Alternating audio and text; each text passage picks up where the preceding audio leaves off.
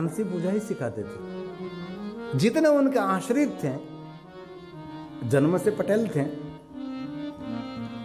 उसका दूध पटेल का, लेकिन संन्यास लिया था निर्दोषानंद स्वामी, निर्दोषानंद सरस्वती, जगदीश्वरानंद सरस्वती के शिष्य रहे। मेरे गुरुजी स्वरूपानंद सरस्वती, वो दोनों गुरु भाई रहे। वो मानस पूजा अभी भी मेरे गुरुजी की इतनी बड़ी आयु है तो वे कितनी 100 डुबके गंगा में रोज लगाते हैं। पहले दंडवत प्रणाम करते गंगा जी को, 5-5, 10-10 दंडवत। कितनी बड़ी उम्र है। अभी टेलीविजन आपके सामने नहीं लगा, दिखा सकता हूँ मैं। बाद में उसके 5 लकड़ी रखते हैं, उसको स्नान कराते हैं डूम डूम। पची कितनी डुबकी मारते हैं, इतनी डुबकी मारते हैं संकल्प करने के बाद गंगा स्नान। तो आदि जगत गुरु शंकराचार्य महाराज ने मानस पूजा की रचना की है। यदि कुछ भी न हो सके तो पवित्र श्रावण मास में रोज मानस पूजा का पाठ करें। मन से की गई पूजा श्रेष्ठ पूजा है, इसलिए उनका प्रसाद है। रत्ने कल्पितमासनं हिमजले स्नानं च दिव्याम्बरं नाना रत्नविभूषितं मृगमदा मोदाङ्कितं चन्दनं जाति चम्पकबिल्वपत्र रचितं पुष्पं च धूपं तथा दीपं देवदयानिधे पशुपते यत्कल्पितं गृह्यता यत्कल्पितं गृह्यता। मन से भगवान का पूजन करो, तब कंजूस नहीं। आगे कहा सौवर्णे नवरत्नखंड रचिते। मन से पूजा करनी, इसलिए सोना चांदी हीरा मोती जवाहरात। मन से जब भगवान शिव का पूजन करते तब मंदिर स्वर्ण का होना चाहिए। सोना चांदी क्योंकि मन से करना है, इसमें कुछ खर्च नहीं लगाना है। मन से उदार बनोगे, आपके हृदय में से उदारता प्रकट होगी। पहले से मन से उदार बनना पड़ेगा। उदारता से भगवान शिव का पूजन करें। आपके घर में मंदिर है, मंदिर एकदम स्वस्थ होना चाहिए और मंदिर में भगवान भी कम होना चाहिए। अमुक लोगों के घर में तो इतने भगवान है, जहां जाता है वहां से भगवान को लेकर आते।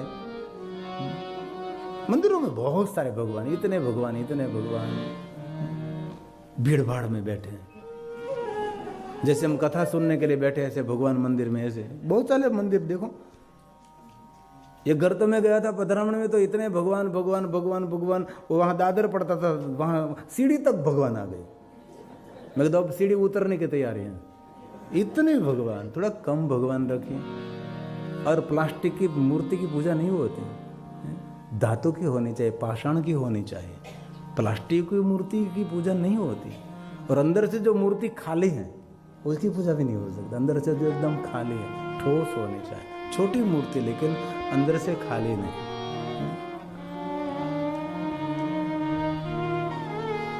इसलिए मन से जब पूजा कर रहे तब आदि जगत गुरु शंकराचार्य ने कहा उदारता के साथ भगवान का पूजन करें, मन ताजा तरोजा हो जाएगा। सौवर्णे नवरत्नखंड रचिते पात्रे द्रुतं पायसं भक्ष्यं पंचविधं पयोदधियुतं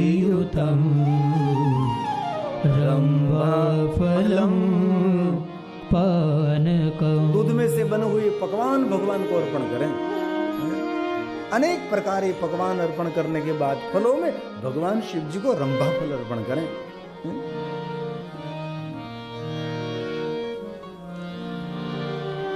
जिनको हम कदली फल कहते हैं, मूल नाम तो उसका कदली फल है, लेकिन इंद्र की अप्सरा का नाम है रंभा। ये महान महादेव के भक्त हुए, रोज एक कदली फल महादेव को अर्पण करते थे, और उसके भक्ति से शिव रंभा नाम की अप्सरा पर भगवान शिव प्रसन्न हुए। और महादेव ने कहा कि ये कदली फल रोज तू मुझे अर्पण कर दे, रोज अर्पण करते हैं, और तू प्रसाद में रंभा फल ही लेते हैं, तू प्रसाद में कदली फल ही लेते हैं।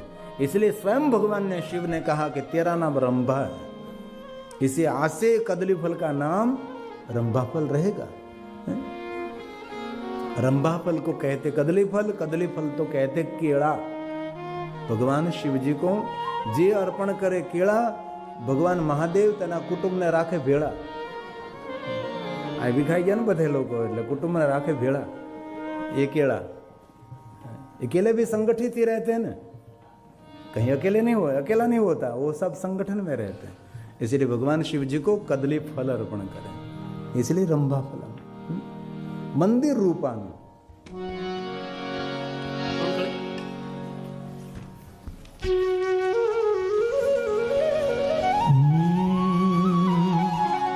મંદિર રૂપાનું મૂર્તિ સોનાની, મંદિર રૂપાનું મૂર્તિ સોનાની, માળા બાબાને શોભે હીરા મોતીની, માળા બાબાને શોભે હીરા મોતીની, શીશ પર ગંગા નિધાન, મન મારું પાવન થાય, શીશ પર ગંગા નિધાન, મન મારું પાવન થાય, ભોળા તારા દર્શન થાય, મન મારું પાવન થાય, ભોળા તારા દર્શન થાય, મન મારું પાવન થાય। આવી રીતે ભગવાન શિવજીની કેળાથી પૂજા પણ થઈ શકે। આ ટીવી નથી ને કે તમને બધું આ ભાઈ અમારો બતાવે। આવી રીતે જેને ફલ પૂજા કહેવાય છે, ફલ અલગ અલગ ફલોથી ભગવાનની પૂજા થાય। જેમ કૃષ્ણના હિંડોળા કરે ને, શાકના હિંડોળા હોય, ફલના હિંડોળા હોય, એવી રીતે એ પહેલાં તો શિવજીની પૂજા માટે બધું મહાત્મા કહ્યું છે। અલગ અલગ ફલોથી પૂજા, અલગ અલગ મિષ્ટાનથી પૂજા, અલગ અલગ શાકભાજીથી પૂજા, આ બધું જ વર્ણન છે।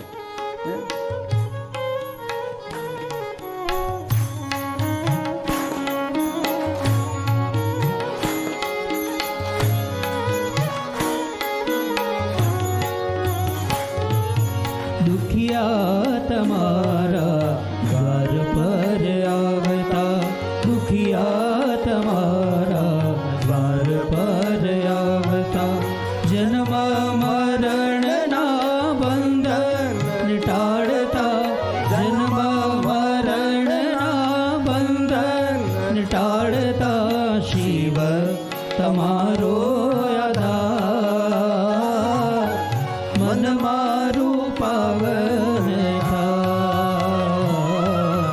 શિવ તમારો આધાર, મન મારું પાવન થાય, ભોળા તારા દર્શન થાય, મન મારું પાવન થાય,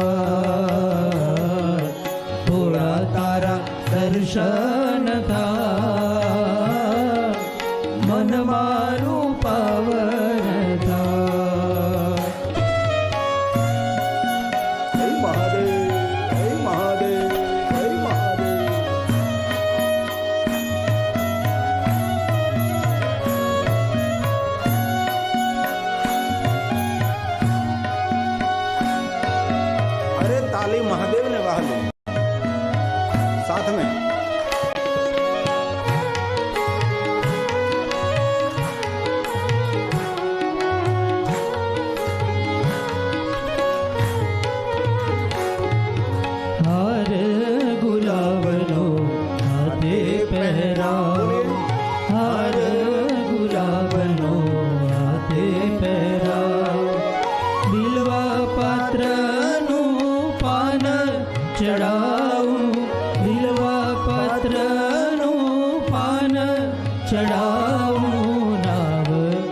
તારો ભવ પાર મન મારું પાવન થાય નાવ ઉતારો ભવ પાર મન મારું પાવન થાય ભોળા તારા દર્શન થાય મન મારું પાવન થાય ભોળા તારા દર્શન થાય મન મારું પાવન થાય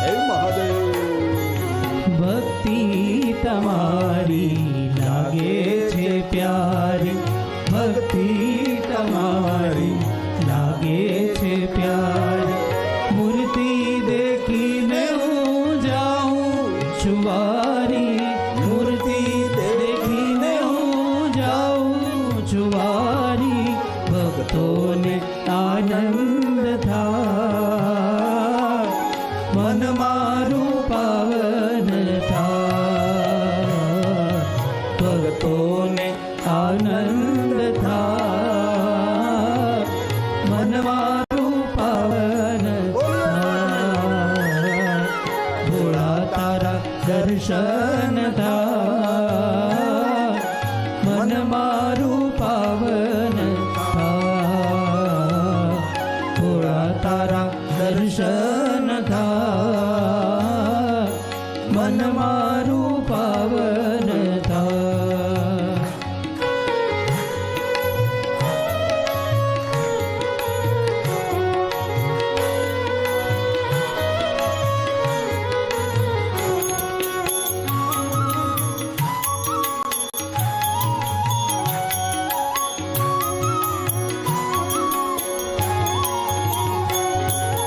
ગીરી તમારા ગુણલા રે ગાવે ગીરી તમારા ગુણલા રે ગાવે મહાદેવ મહાદેવ ધૂન રે ગાવે મહાદેવ મહાદેવ ધૂન રે ગાવે ચરણોમાં રાખો સદા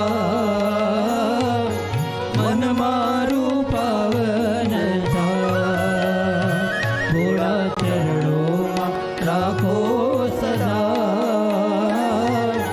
મન મારું પાવન થાય ભોળા તારા દર્શન થાય મન મારું પાવન થાય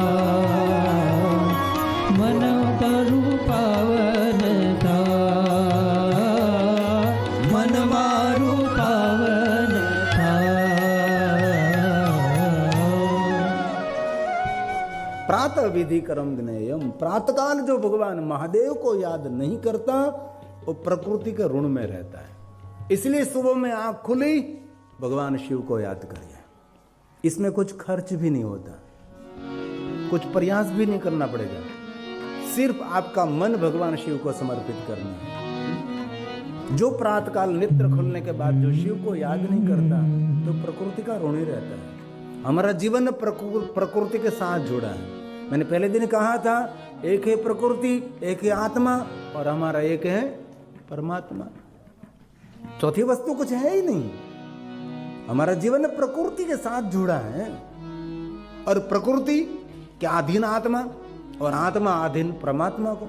इसलिए प्रकृति के ऋण में से जिनको मुक्त रहना है बिस्तर में, पवित्र अपवित्र ये तो सब मन का कारण है। इसलिए कुछ भी भेद को छोड़ दीजिए, भगवान शिव की दुनिया में कुछ भी पवित्र कुछ भी जरूर पवित्रता की महिमा है, लेकिन जिन बिस्तर पर सो रहे आपका बिस्तर आपके लिए साधना का स्थान होना चाहिए। बस सुबह में 3 बजे के बाद 3:30 बजे, 4 बजे, 4:30 बजे, 5 बजे आंख खुल गई, भगवान शिव को बहुत दिल से याद करें, बहुत हृदय से याद करें। जो प्रातःकाल शिव जी को याद करता है वो प्रकृति के ऋणों में से मुक्त हो जाएगा, मुक्त रहेगा। और कहा माध्याह्ने कामिका, जब सूर्य मध्याह्न आता है तब भगवान शिव को याद करता है, उसकी कामना की पूर्ति रहती है। और आगे कहा सायाह्ने शांतिका, संध्या समय जो शिव को याद करता है उनको भगवान शिव जी शांति प्रदान करते हैं। इसलिए प्रातःकाल भगवान शिव को याद करें, मध्याह्न शिव को याद करें, संध्या समय शिव को याद करें और हर पल महादेव को याद करें। उनकी एक भी पल कभी खराब नहीं होगी। प्रातःकाल जब शिव को याद करते हैं तब भगवान शिव जी का गौरव वर्ण रूप है, शांति देने वाला शिव है, कल्याणकारी है। सुबह में भगवान शिव को याद करते हैं। शिव का रूप क्या है? तो कि गौरव वर्ण है, शांत स्वरूप है, कर्पूर वर्ण है।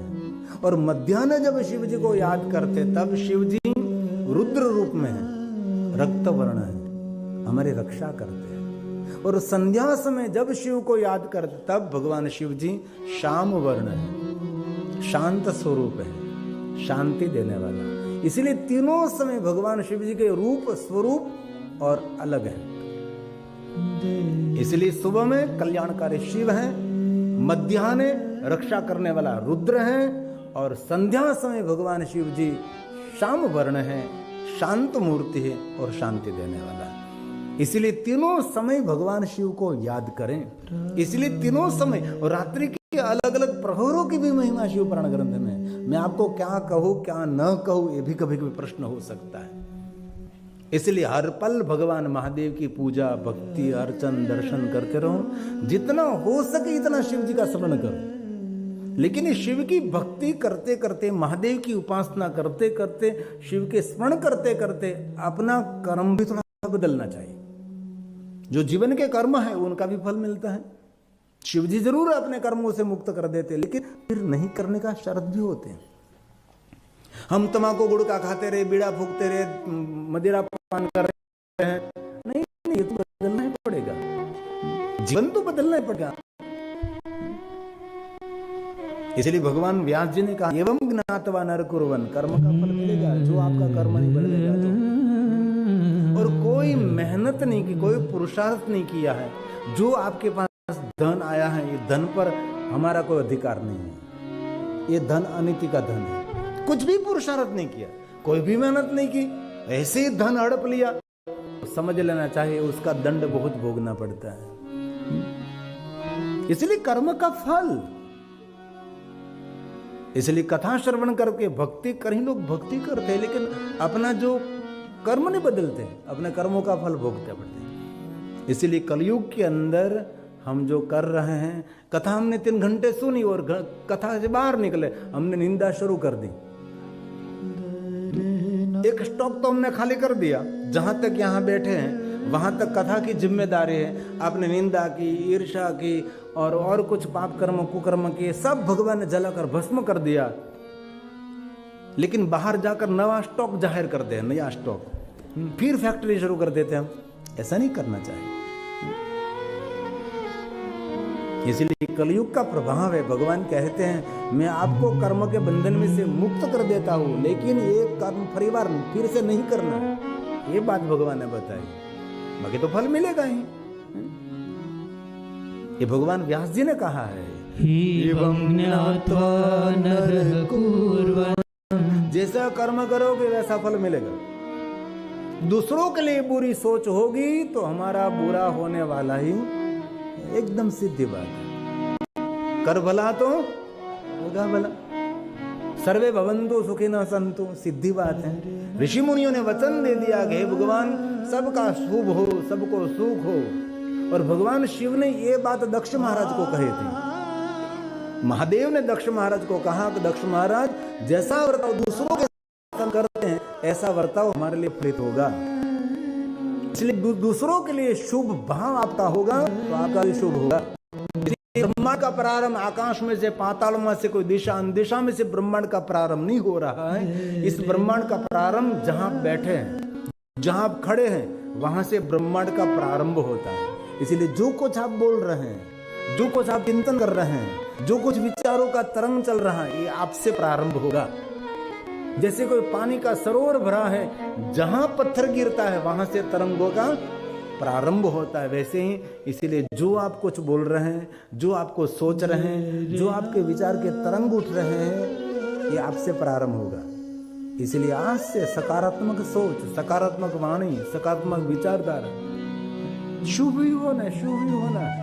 और सुबह में आंख खुलने के बाद भगवान को कहना है, भगवान आपने मुझे बहुत कुछ दिया है, मुझे कितनी सुंदर आंख दी, पैर दे, कान दिया, हाथ दिया, भगवान तूने बहुत कृपा की, कितना सुंदर परिवार दिया। तो अकेले रहते हैं तो भगवान को कहते, भगवान बहुत बहुत धन्यवाद, आपने मुझे एकांत प्रदान कर दिया है, मुझे किसी के कोई झंझट नहीं है, मैं एकांत में। महात्मा लोग एकांत लेने के लिए हिमालय पहाड़ों की कंदरा में पहुंच जाते। भगवान तूने कितनी कृपा की, मुझे घर में ही एकांत दे दिया। आभार व्यक्त करें, उनको आभार व्यक्त करें। देने के लिए कुछ नहीं, मांगना नहीं भगवान के आगे, बस जो है उनके प्रति आभार व्यक्त कर। लोगों के पास पहनने के लिए कपड़े नहीं है, भगवान आपने मुझे कितने कपड़े दिए, आपने मुझे भोजन दिया, रहने के लिए घर दिया, आपने मुझे बहुत कुछ दिया, बहुत। तो प्रकृति और देने लगती है, और देने लगती है। ये प्रकृति के बहुत सारे गहन नियम हैं। शिव महापुराण ग्रंथ में भगवान शिव जी ने दक्ष महाराज को समझाया ये प्रकृति के नियम। उनके पास कोई भाषा नहीं है, नहीं कोई हिंदी, गुजराती, मराठी, मलयालम, कुछ भी भाषा नहीं है उसके पास, अंग्रेजी कोई भाषा नहीं। उसकी प्रकृति के पास भाषा है भाव की भाषा।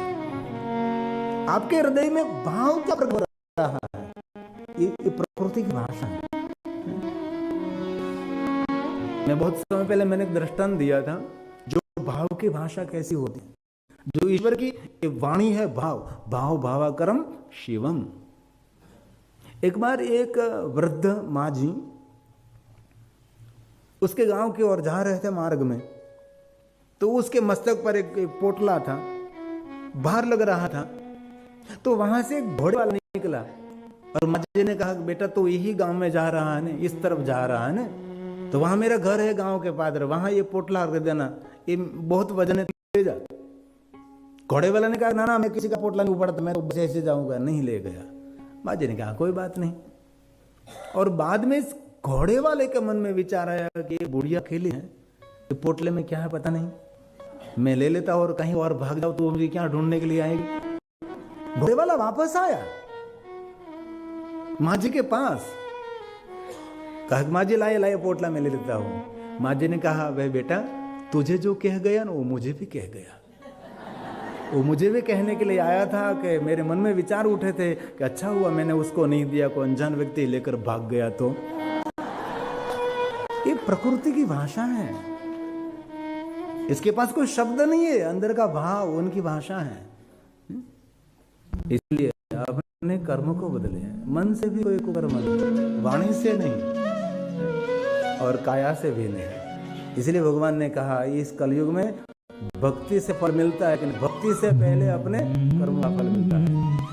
एवं ज्ञात्वा नरः कुर्वन् यथोक्त फलभाग् भवेत् कलो युगे विशेषेण फलसिद्धिस्तु कर्मणा फलसिद्धिस्तु कर्मणा।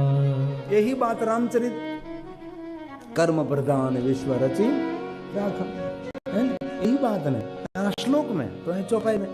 फर्क क्या है? इसलिए जो कुछ हम कर रहे हैं ये सब कुछ हमको वापस मिलने वाला है, और ये गुना नहीं, हजारों गुना देते हैं। जो कुछ हम इस प्रकृति में छोड़ रहे हैं ये वापस आने वाला है। इसलिए हम सबको कैसे विचार छोड़ना है, कैसे व्यवहार छोड़ना है, कैसे हमारे विचारों के तरंग को फैलाना है, ये आप सब मानसिकता पर निर्भर करता है। इसीलिए तुलसी ने कह दिया कर्म प्रधान विश्व रचि राखा, कर्म प्रधान विश्व रचि राखा, जो जस करहि सो तस फल जाखा,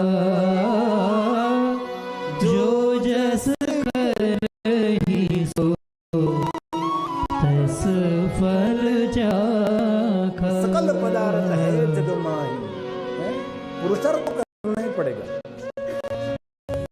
तो लोग चाहते तो देवताओं का मंत्र जाप करना पड़ेगा, देवताओं की पूजा करनी पड़ेगी। कर्म के बिना तो कुछ भी नहीं होता, कर्म भी नहीं, निर्कुछ कुछ करते रहो। बड़ी उम्र हो गई तो भजन करो, माला करो, ध्यान करो, प्राणायाम करो, ईश्वर को याद करो, कोई ना कोई तो करते रहो। इसीलिए तुलसी ने सकल पदार्थ है जग माही। आप चाहे तो कैलाश में जा सकते, आप चाहे तो देवलोक में, देवी लोक में, स्वर्ग लोक में, किस लोक में, सर्वलोक में जा सकते हैं। कारण कि उसके लिए करना पड़ेगा। इसीलिए कहा सकल पदार्थ है जग माही। जीवन में कुछ भी असंभव नहीं है, सब कुछ संभव है। अरे पशु की पनिया बने नर का कछु न होय, नर जो उत्तम करने करे तो नर से नारायण हो जाए। अरे नारायण आप नहीं, राम के पिताजी, कृष्ण जी के पिताश्री, अरे नारायण की मां बन सकती है। केटला जन्मनी कमाणी महारानी, क्या नहीं हो सकता, सब कुछ हो सकता है, लेकिन आप में कुछ दम होना चाहिए।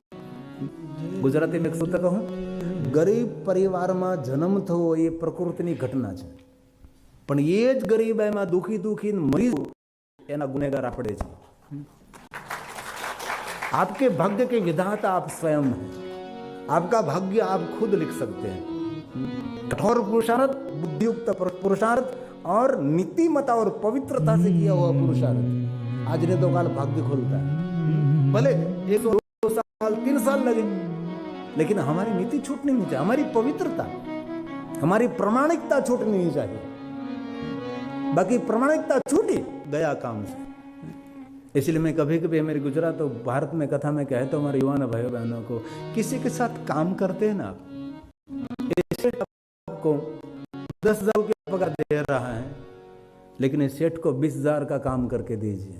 10,000 ये सेठ देने वाला है, तो दूसरे 10,000 काम बड़ा सेठ देने वाला है। किसी के साथ काम करते हैं तो उस कंपनी का मालिक बनकर काम करें। किसी के साथ में काम करते हैं तो कंपनी आपकी है, एक फैक्ट्री आपकी है, मेरी फैक्ट्री है, मालिक की तरह काम करो तो आज न तो कल इस कंपनी के मालिक आप खुद बन जाओगे। अंदर का भाव प्रकृति सुनती है। पुरुषार्थ, मेहनत, इसीलिए तुमसे का असल सकल पदार्थ है जग माही, सकल पदार्थ है जग माही, कर्महीन नर पावत नाहि, कर्महीन नर पावत नाहि। आलस शैतान का घर है, आलस को मृत्यु कहा है। आप सब यहाँ आए, आपने कितना काम किया होगा भाई, बहुत काम किया होगा, मेहनत की होगी, तब कुछ पाया नहीं। कितना कष्ट सहन किया होगा, बहुत कुछ यातना सहन की होगी, तब कुछ निर्माण हुआ है। ऐसे थोड़ा हुआ। हमारे देशवासी को ऐसा है कि यहाँ पाउंड के वृक्ष लगे हैं, तोड़ना है यहाँ से, ऐसा नहीं। ये लोग बहुत मेहनत करते, बहुत कोशिश करते, तब कुछ हो सकता है। और जीवन में भी एक घटना और